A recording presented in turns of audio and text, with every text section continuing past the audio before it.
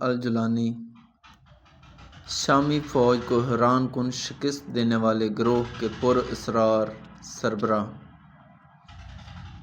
دمشق پر قبضہ کرنے کے بعد عسکریت پسند تنظیم ہیئت تحریر الشام کے سربراہ ابو محمد الجولانی کی جانب سے جاری ہونے والے پہلے بیان میں کہا گیا ہے کہ اب واپسی کا سوال ہی پیدا نہیں ہوتا اور اب مستقبل ہمارا ہے۔ جب نومبر کے اختتام پر شام کے شہر حلب پر حکومت مخالف باغیوں کا قبضہ ہوا تو اس حملے کی قیادت کرنے والے ایک باریش شخص کی تصاویر منظر عام پر آئیں جس نے عسکری لباس زیب تن کر رکھا تھا۔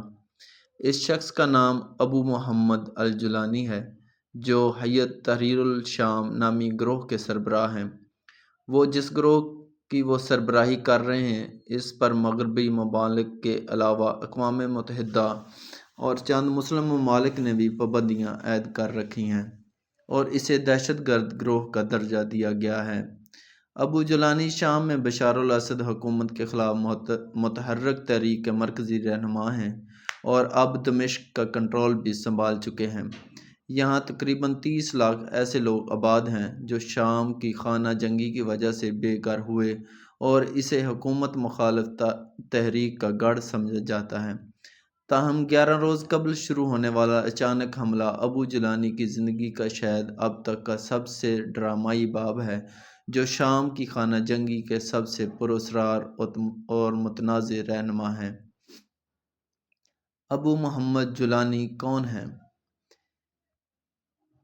ابو جولانی کا اصل نام، ان کی تاریخ پیدائش، جائے پیدائش اور شہریت کے بارے میں مختلف معلومات موجود ہیں جس کی وجہ سے ان کی شخصیت کے حوالے سے پراسراریت میں اضافہ ہوتا ہے۔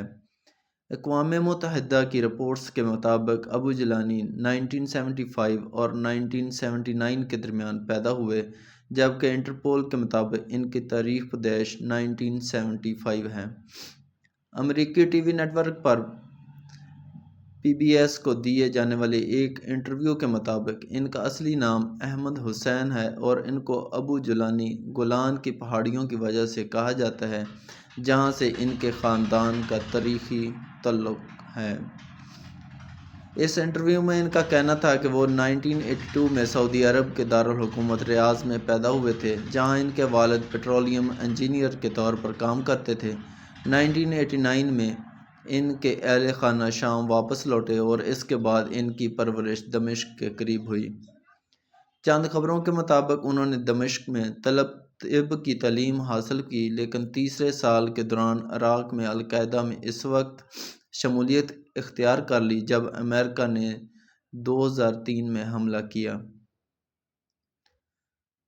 کہا جاتا ہے کہ وہ جلد ہی عراق میں القاعدہ کے سرگرم رہنما ابو مصعب الزرقاوی کے قریبی ساتھی بن گئے لیکن 2006 میں الزرقاوی کی ہلاکت کے بعد لبنان منتقل ہو گئے جہاں انہوں نے چند الشام نامی لبنانی عسکریت گروہ کو تربیت فراہم کی۔ اس کے بعد ان کی عراق واپسی کی اطلاعات موجود ہیں جہاں امریکی فوج نے انہیں گرفتار کیا اور کچھ عرصہ تک قید میں رہنے کے بعد جب 2008 میں ان کو رہائی ملی تو وہ نام نہاد دولت اسلامیہ میں شامل ہو گئے۔ کہا جاتا ہے کہ انہیں امریکی کیمپ بقا نامی قید خانے میں رکھا گیا تھا جہاں ان کے نظریات پختہ ہوئے اور مستقبل میں بننے والی نام نہاد دولت اسلامیہ کے رہنماؤں سے تعلقات بھی استوار ہوئے۔ چند رپورٹس کے مطابق الجولانی اگست 2011 میں شام واپس لوٹے اور انہوں نے القاعدہ کی ایک شاخ کھولی جس کا مقصد صدر بشار الاسد کے خلاف جنگ تھا۔ تاہم ایک لبنانی اخبار نے دعویٰ کیا ہے کہ الجولانی حقیقت میں عراقی شہری ہیں اور ان کے نام کی وجہ فلوجہ کا وہ علاقہ ہے جسے الجولان کہتے ہیں اور ان کا تعلق اسی علاقے سے ہے۔ اس شدت پسند گروہ کی قیادت سنبھالنے کے بعد اطلاعات کے مطابق الجولانی کی ذاتی معلومات کو اتنا خفیہ رکھا گیا کہ گروہ کے اکثر اراکین تک اپنے سربراہ کے بارے میں کچھ نہیں جانتے تھے۔ 2011 میں شام میں بغاوت خانہ جنگی کی شکل اختیار کر گئی تو الجولانی ابو بکر البغدادی کی جانب سے خصوصی مشن پر شام پہنچے۔ تاکہ دولت اسلامیہ کے ایک مقامی شاخ کی بنیاد رکھ سکیں۔ 2012 میں جبہہ النصرہ کا آغاز ہوا اور یہ دولت اسلامیہ کی عراقی شاخ بن گئی۔ تاہم 2013 میں جب ابو بکر البغدادی نے باقاعدہ طور پر جبہہ النصرہ اور دولت اسلامیہ کے انضمام کا اعلان کیا تو الجولانی نے اسے رد کرتے ہوئے القاعدہ کے سربراہ ایمن الظواہری کی حمایت کا اعلان کر دیا۔ یہ وہ وقت تھا کہ جب جبہہ النصرہ عسکری اعتبار سے طاقتور ہوتی جا رہی تھی۔ جولائی 2016 میں الجولانی نے اعلان کیا کہ ان کے گروہ کا القاعدہ سے کوئی تعلق نہیں رہا اور اس سے اب جبہہ فتح الشام کے نام سے پکارا جائے۔ 2017 میں اس گروہ کو حیت تحریر الشام کے نام سے ایک اتحاد کی شکل دی گئی جس میں دیگر تنظیمیں بھی شامل تھیں اور اس کے سربراہ الجولانی تھے۔ اس تنظیم نے مقامی سطح کے مسائل کو ترجیح دی اور 2021 میں الجولانی نے امریکی ادارے PBS کو انٹرویو میں کہا کہ انہوں نے القاعدہ کے عالمی جہاد کے نظریے کو ترک کر دیا ہے اور اب ان کا مقصد شام میں بشار الاسد کی حکومت کا خاتمہ اور ملک میں اسلامی نظام قائم کرنا ہے۔ اس انٹرویو میں الجولانی نے کہا کہ جب ہم القاعدہ میں تھے تب بھی یورپی یا امریکی اہداف کو نشانہ بنانے کے خلاف تھے، ہم نے ایسا کبھی نہیں کیا۔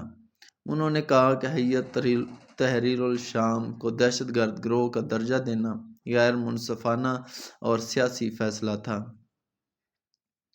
الجولانی کے بارے میں کہا جاتا ہے کہ وہ حالات کے مطابق خود کو ڈھال لیتے ہیں اور پہلے ان کے نظریات القاعدہ سے قریب تھے لیکن بعد میں انہوں نے مقامی ایجنڈا کو اپنا لیا۔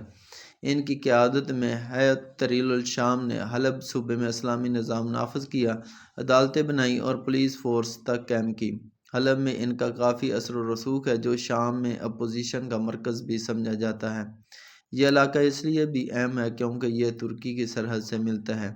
اس دوران الجولانی نے عسکری کارروائیوں کے ساتھ ساتھ مقامی انتظامیہ چلانے اور سفارتکاری میں مہارت بھی دکھائی اور شام کے تنازع میں ایک اہم کردار بن کر ابھرے۔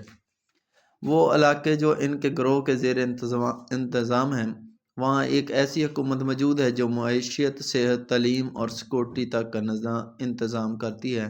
الجولانی نے یہ کہا کہ ان علاقوں میں اسلامی حکومت ہے لیکن دولت اسلامیہ کے نظریات کے تحت نہیں۔ تاہم خبروں اور تجزیہ کاروں کے مطابق ان کے گروہ نے اپنے مخالفین کے خلاف سخت رویہ اپنایا ہے۔ ایسی اطلاعات بھی موجود ہیں کہ ان کے گروہ نے قیدیوں پر تشدد کیا ہے۔ الجولانی ان الزامات کی تردید کرتے رہے ہیں اور انسانی حقوق کی تنظیموں کو دعوت دیتے رہے ہیں کہ وہ ان کے زیر انتظام علاقے میں موجود جیلوں کا دورہ کریں اور وہاں پر حالات کا جائزہ لیں۔ واضح رہے کہ امریکی حکومت بھی الجولانی کو دہشت گرد قرار دیتی ہے اور ان کی گرفتاری کے لیے معلومات فراہم کرنے پر $10 ملین کی انعامی رقم رکھی گئی ہے۔